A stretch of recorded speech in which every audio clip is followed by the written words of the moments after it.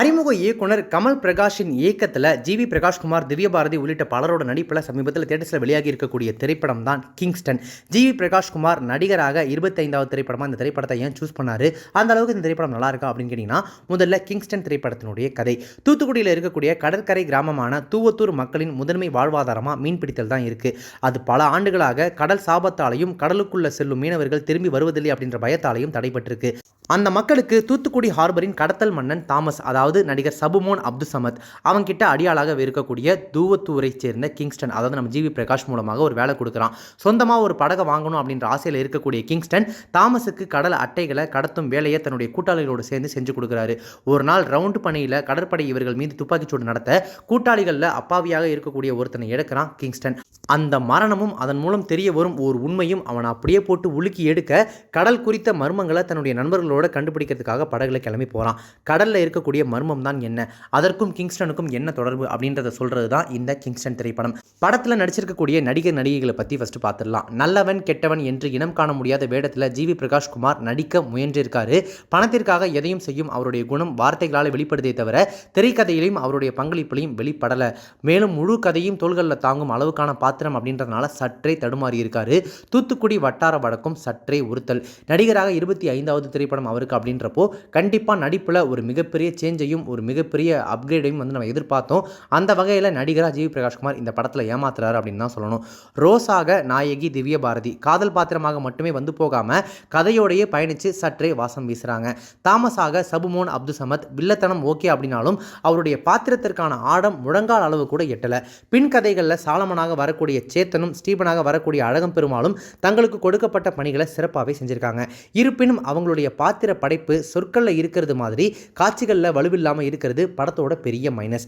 கடலுக்கு நடுவே நடக்கும் கலைபர காட்சிகளில் இளங்கோ குமரவேல், ஆண்டனி, அருணாச்சலேஸ்வரன், ராஜேஷ் பாலச்சந்திரன் ஆகியோரோட குறை சொல்ல முடியாத நடிப்பை வெளிப்படுத்தியிருக்காங்க.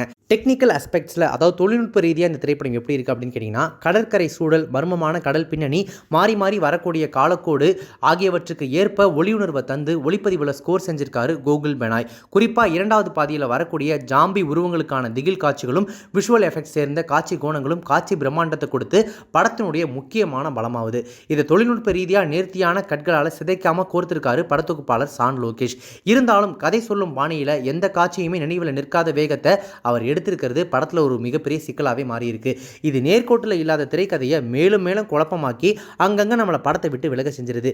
வேலியிடப்பட்ட கடற்கரை, படகு அப்படின்னு சொல்லி எஸ் மூர்த்தியின் கலை இயக்கம் கவனிக்க வைக்குது படத்தில். அங்கங்கே கடற்கரை கிராமத்தை அடிப்படையாக கொண்டு கடல் புனைவு திகிலை உருவாக்கும் அறிமுக இயக்குனர் கமல் பிரகாஷின் யோசனை கண்டிப்பாக உண்மையாகவே புதுமையானது தான். இருந்தாலும் முதல் பாதியின் கதை கரையில் சாதாரணமாகவே நகருது. எக்கச்சக்க கதாபாத்திரங்கள், கடத்தல், பொன் புதையல், கடல் பேய்கள், ஃப்ளாஷ்பேக்குகள் அப்படின்னு சொல்லி கடலுக்குள்ளே போகாமல் நீச்சல் அடித்த உணர்வையே படத்தை ஸ்டார்டிங்கில் நம்ம பார்க்கும்போது கொடுக்குது. இன்னும் சொல்ல போனால் ஃபர்ஸ்ட் ஹாஃபினுடைய அந்த திரைக்கதை பயங்கரமாக நம்மளை டயர்ட் ஆக்கிடுது. அதில் பேசப்பட்டிருக்கக்கூடிய சமூக அரசியல் மட்டுமே ஃபர்ஸ்ட் ஹாஃபில் இருக்கக்கூடிய ஒரே ஆறுதல்.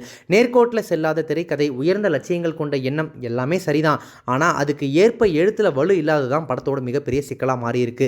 மேலும் தூத்துக்குடி வட்டார வழக்கோட சாதாரண பேச்சு வழக்கையும் சேர்த்து ஒரு மாதிரி கலந்தடிச்சு கொடுத்துருக்கிறது நம்மளுடைய பொறுமையை வெகுவாக சோதிக்கக்கூடிய ஒரு முயற்சியாக மாறிடுச்சு. சரி, ஓகே, ஃபர்ஸ்ட் ஹாஃப் தான் அப்படி இருந்துச்சு, செகண்ட் ஹாஃபில் ஏதோ ஒன்று பண்ணிடுவாங்க அப்படின்னு நினச்சி பார்த்தா 2வது பாதி திரைக்கதை கடலுக்குள்ளே போக போக ஜாம்பி போன்ற பேய்களும் திகில் காட்சிகளும் நம்ம படத்துக்குள்ளே வாங்கஜி வாங்கஜி அப்படின்னு வரவேற்கிற வகையில் இருக்குது. இருந்தாலும் முதல் பாதியை இணைக்க முயலக்கூடிய திரைக்கதை மீண்டும் நம்மளை நடுக்கடலில் தத்தளிக்க விட்டுட்டு அது பாட்டுக்கு எங்கேயோ போயிடுது.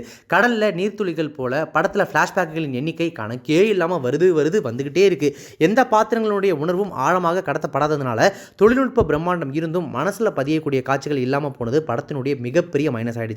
பொன் புதையலையும் கடல் பேய்களையும் ஒரு புள்ளியில் இணைச்ச விதம் சிறுவர்களுக்கான கதை மாதிரி இருந்தது, பெரியவர்களுக்கான ஏமாற்றமே. இதெல்லாம் தாண்டி ஊர் மக்கள் மீன் பிடிக்கக்கூடாது அப்படின்னா அதே கடலில் கிங்ஸ்டனின் கூட்டாளிகள் கடத்தல் தொழில் மட்டும் செய்கிறது எப்படி? அருகில் இருக்கக்கூடிய ஊர்களுக்கும் இதே கடல் தானே இருக்குது, அவங்களெல்லாம் பேய் அடிக்காதா போன்ற லாஜிக் கேள்விகளும் படத்தில் நிறையவே எட்டி பார்க்குது. மொத்தத்தில் இந்த கிங்ஸ்டன் திரைப்படம் எப்படி இருக்குது அப்படின்னு கேட்டிங்கன்னா, தொழில்நுட்ப ரீதியாக சிறப்பான அனுபவத்தை கொடுக்குற இந்த திரைப்படம் 2வது பாதியின் திகில் தருணங்கள் ஆகியவற்றை சிறப்பாக தந்தாலும் வலுவில்லாத குழப்பமான திரைக்கதை, ஆழமில்லாத கதாபாத்திர வடிவமைப்பு ஆகியவற்றால் இந்த கிங்ஸ்டன் புரியாத பயணத்தில் நம்மளையும் மூழ்கடிச்சு அவனும் ஸ்க்ரீன் பிளேயில் முழுகி போகிறான் அப்படின்னு தான் சொல்லணும். இந்த திரைப்படத்தை போய் தியேட்டரில் பார்க்கலாமா, போய் பார்க்குற அளவுக்கு இந்த திரைப்படம் ஒர்த்தா அப்படின்னு கேட்டிங்கன்னா, நான் சொன்ன மாதிரி டெக்னிக்கலாக ரொம்ப சூப்பராகவே எடுத்திருக்காங்க.